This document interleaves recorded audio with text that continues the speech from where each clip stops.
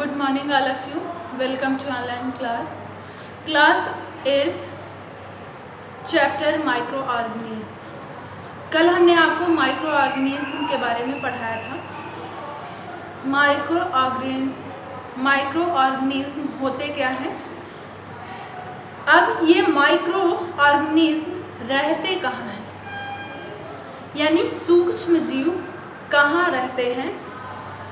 सूक्ष्म जीव अधिकतर वातावरण में रह सकते हैं, जैसे सॉइल, वाटर,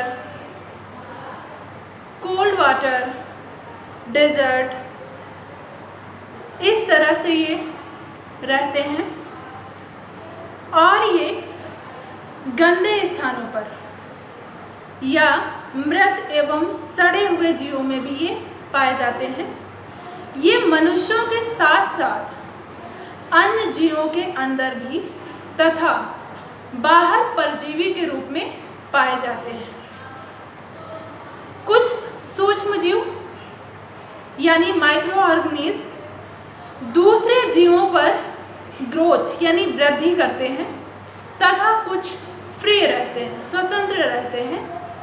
कुछ माइक्रो ऑर्गेनिज्म एग्जाम्पल अमीबा, ये अकेले रहते हैं, और जबकि कुछ ग्रुप के साथ रहते हैं यानी समूह में रहते हैं, जैसे बैक्टीरिया।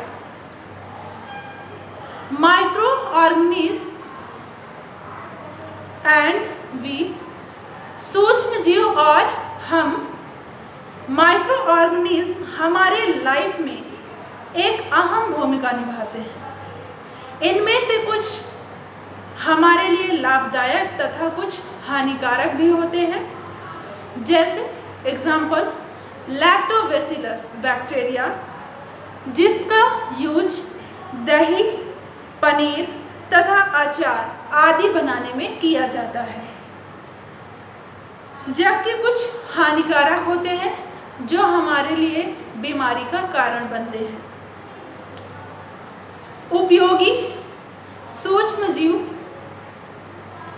सूक्ष्म जीवों का उपयोग विभिन्न उद्देश्यों के लिए किया जाता है। एग्जाम्पल जैसे दही, पनीर और ब्रेड को बनाने के लिए। दही, पनीर ये दूध से बने हुए उत्पाद हैं यानी मिल्क प्रोडक्ट है। ये बैक्टीरिया के क्रियाकलाप के परिणाम स्वरूप बनते हैं, जैसे दही जमाने के लिए थोड़ी मात्रा में दूध से दही बनाने के लिए दूध में यानी गर्म दूध में उत्प्रेरक के रूप में थोड़ी सी दही डालते हैं, और इस उत्प्रेरक में एक से अधिक माइक्रो ऑर्गेनिज्म यानी सूक्ष्म जीव होते हैं, जो बैक्टीरिया लैक्टोबैसिलस के द्वारा ही ये दही जमता है। और जैसे ही ये गर्म दूध में दही पड़ता है, इसमें जो बैक्टीरिया होते हैं ये बढ़ना प्रारंभ कर देते हैं, और दूध की मिठास में जो लैक्टोज शर्करा पाई जाती है, ये लैक्टिक अम्ल यानी लैक्टिक एसिड में बदल जाती है। लैक्टिक एसिड मिल्क को गाढ़ा करता है यानी दूध को गड्ढा करता है और दही जमाता है। इसके बैक्टीरिया को रोकने के लिए दही को ठंडे स्थानों पर रखा जाता है। इसमें ईस्ट भी एक फफूंद है, जिसका उपयोग ब्रेड तथा केक बनाने में किया जाता है। इस प्रक्रिया में ईस्ट को थोड़ी चीनी, गर्म पानी एवं आटे का मिक्सचर बनाते हैं और इसे गर्म स्थान पर या हॉट प्लेस पर रख देते हैं। चीनी तथा गर्माहट सेल के जल्दी बढ़ने से यानी कोशिका के जल्दी बढ़ने से यह उसे प्रोत्साहित करती है, जिससे ईस्ट चीनी को तोड़ती है और तब इसमें से कार्बन डाइऑक्साइड निकलती है, और ये कार्बन डाइऑक्साइड के जो बुलबुले होते हैं वो आटे में भर जाते हैं तथा उसे फुला देते हैं। इस तरह से जब हम इसको पकाते हैं तो केक और ब्रेड स्पंजी बन जाते हैं। इस प्रोसेस में जिसमें फूड के उपस्थिति मिठास माइक्रो ऑर्गेनिज्म की सहायता से एल्कोहल तथा कार्बन डाइऑक्साइड में चेंज कर दी जाती है, यही प्रक्रिया किण्वन कहलाती है। सिरका, पनीर, शराब, अचार, बियर ये सब किण्वन के द्वारा ही तैयार किए जाते हैं। सूक्ष्म जीव का व्यावसायिक उपयोग। माइक्रो ऑर्गेनिज्म का बड़े स्तर पर एल्कोहल, वाइन तथा सिरका बनाने में किया जाता है। ये सब किण्वन की प्रक्रिया के द्वारा ही किया जाता है और अन्य पेय पदार्थ भी बनाए जाते हैं इससे। वाइन का निर्माण अंकुरित जौ के किण्वन द्वारा किया जाता है और एथिल अल्कोहल का निर्माण आलू, मक्का, अनाज तथा सीरे के किण्वन के द्वारा किया जाता है। इस तरह बैक्टीरिया का यूज फ्रूट्स यानी फलों के रस से सिरका तथा वाइन बनाने में किया जाता है। गन्ने का जूस जब ज़्यादा समय तक रखा जाता है तो वह बैक्टीरिया के कारण उसमें झाग उत्पन्न करता है और इसी को हम किण्वन कहते हैं। एसिडोबार बैक्टीरिया का उपयोग सिरके के वाइन बनाने में किया जाता है। इस तरह से हम दही, पनीर तथा ब्रेड, अल्कोहल, सिरका इस तरह से सभी पदार्थों को बना सकते हैं। चिकित्सा में सूक्ष्म जीवों का उपयोग कुछ फफूंद तथा बैक्टीरिया का प्रयोग एंटीबायोटिक्स तथा वैक्सीन बनाने में किया जाता है। एंटीबायोटिक्स का यूज चिकित्सा के हानिकारक जीवाणुओं को मारने के लिए तथा उनके ग्रोथ को रोकने के लिए किया जाता है। इनका यूज मनुष्यों तथा जंतुओं में माइक्रो ऑर्गेनिज्म से होने वाले संक्रमण तथा प्लांट में होने वाले डिजीज को रोकने के लिए किया जाता है। पेनिसिलियम नोटेटेडम ये एक पेनिसिलिन है जिससे एक ये एंटीबायोटिक्स है जिसके यूज से माइक्रो ऑर्गेनिज्म से होने वाले डिजीज़ों को रोका जा सकता है। स्ट्रेप्टोमाइसिन, टेट्रासाइक्लिन और एथ्रोमाइसिन ये सब यूज की जाने वाली एंटीबायोटिक्स हैं जिन्हें बैक्टीरिया के द्वारा उत्पादित किया गया है। एनिमल्स फूड एवं अदर फूड इन सभी में एंटीबायोटिक्स मिलाए जाते हैं जिसका यूज एनिमल्स में माइक्रो ऑर्गेनिज्म के संचरण को रोकना है और एंटीबायोटिक्स का यूज कुछ प्लांट्स के डिजीज को कंट्रोल करने के लिए किया जाता है। वैक्सीन यानी टीका, जैसा कि हमने आपको पढ़ाया था, माइक्रो ऑर्गेनिज्म के द्वारा हमारे बॉडी में अनेक डिजीज होते हैं। हमारी बॉडी इन माइक्रो ऑर्गेनिज्म से लड़ने की कोशिश करता है। जब ये डिजीज माइक्रो ऑर्गेनिज्म या रोग कारक सूक्ष्म जीव हमारे शरीर में प्रवेश करते हैं तो उनसे लड़ने के लिए हमारी बॉडी एक प्रतिरक्षा उत्पन्न करती है। इससे बॉडी को यह भी स्मरण रहता है कि माइक्रो ऑर्गेनिज्म अगर हमारी बॉडी में दोबारा प्रवेश करते हैं तो उनसे किस प्रकार लड़ा जा सकता है। इनमें से यदि मृत अथवा निष्क्रिय माइक्रो ऑर्गेनिज्म एक हेल्दी पर्सन की बॉडी में इंटर कराए जाते हैं तो उनकी बॉडी की सेल्स उन्हीं के अनुसार लड़ने के लिए प्रतिरक्षा उत्पन्न करती हैं और उन्हें नष्ट कर देती हैं। यही प्रतिरक्षी हमारे बॉडी में हमेशा के लिए बनी रहती हैं और माइक्रो ऑर्गेनिज्म से हमारी सुरक्षा करती हैं, हमें सेफ रखती हैं। इसीलिए वैक्सीन को प्रतिरक्षण कहते हैं या इंजेक्शन द्वारा इसका ड्रॉप भी दिया जाता है। इनमें से कुछ डिजीज़ हैं, एग्जाम्पल हैजा, चेचक, हेपेटाइटिस, इन सबको वैक्सीन के द्वारा रोका जा सकता है। 1798 में एडवर्ड जेनर ने स्मॉल पॉक्स के लिए एक वैक्सीन बनाया था। मिट्टी की उर्वरता में वृद्धि।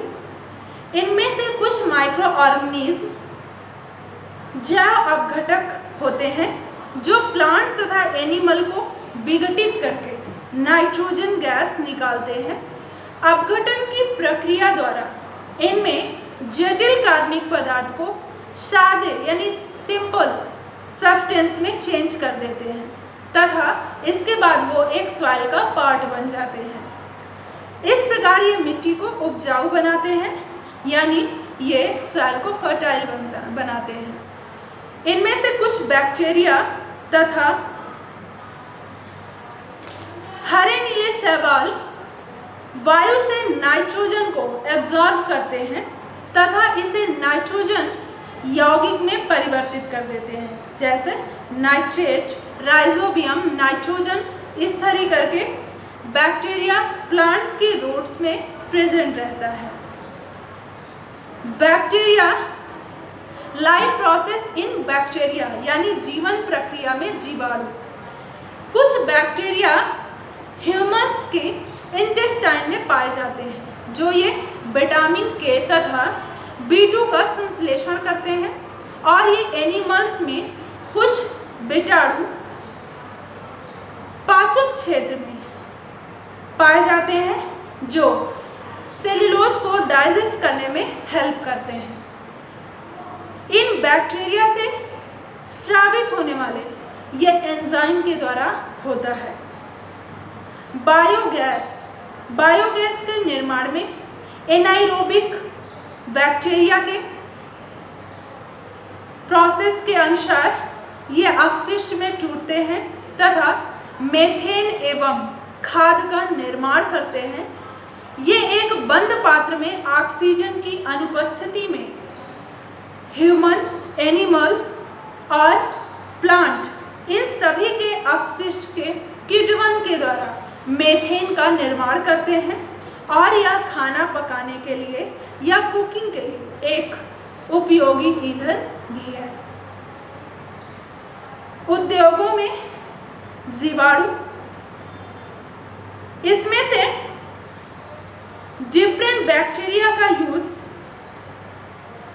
कई तरह से अलग अलग प्रक्रिया के द्वारा किया जाता है। एग्जाम्पल जैसे चमड़ा उद्योग में चमड़ा बनाने में, चाय उद्योग में चाय बनाने के लिए तथा रसायन उद्योग में रसायन बनाने के लिए। इस तरह से इनका उपयोग किया जाता है। उपयोगी शैवाल, कुछ लाल शैवाल का उपयोग अगर जिलेटिन बनाने में किया जाता है जिसका उपयोग हम मेडिसिन, पुडिंग, जेली तथा आइसक्रीम बनाने में भी करते हैं।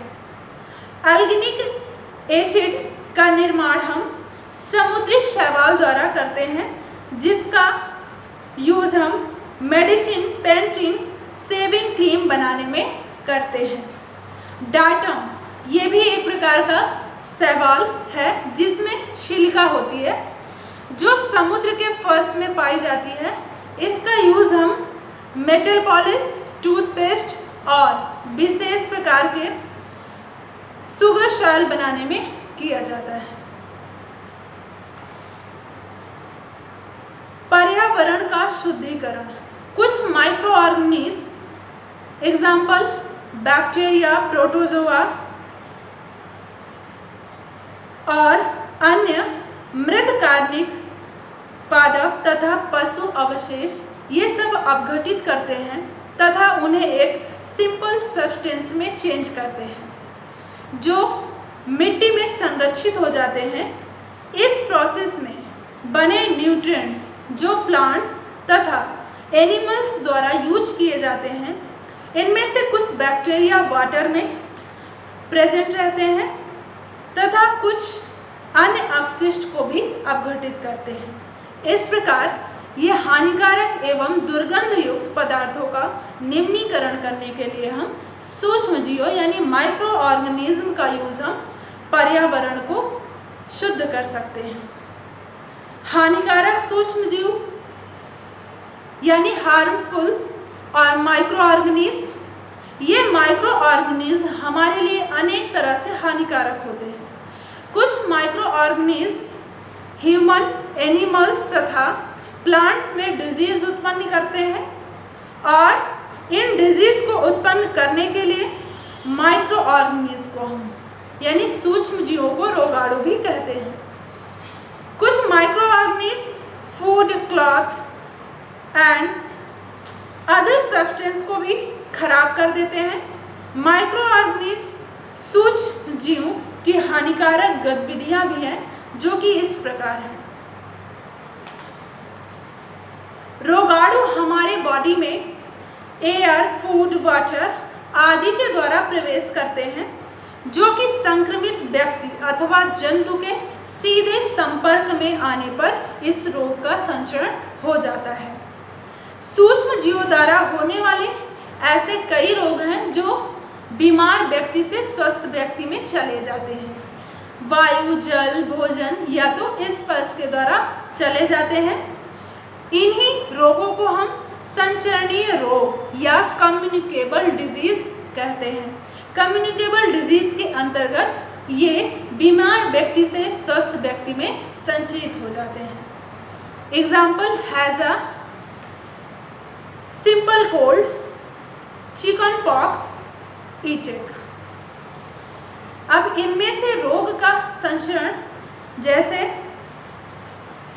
बाई एयर, हवा के द्वारा, जब जुखाम से पीड़ित कोई व्यक्ति छींकता है तो माइक्रो ऑर्गेनिज्म यानी सूक्ष्म जीवाणु हवा में आ जाते हैं और जब स्वस्थ व्यक्ति सांस लेता है तो उसके अंदर प्रवेश कर जाते हैं। इस तरह से बीमार व्यक्ति से ये स्वस्थ व्यक्ति में चले जाते हैं। भोजन तथा पानी के द्वारा टाइफाइड, हैजा, पोलियो तथा हेपेटाइटिस ये भोजन और पानी के द्वारा फैलते हैं।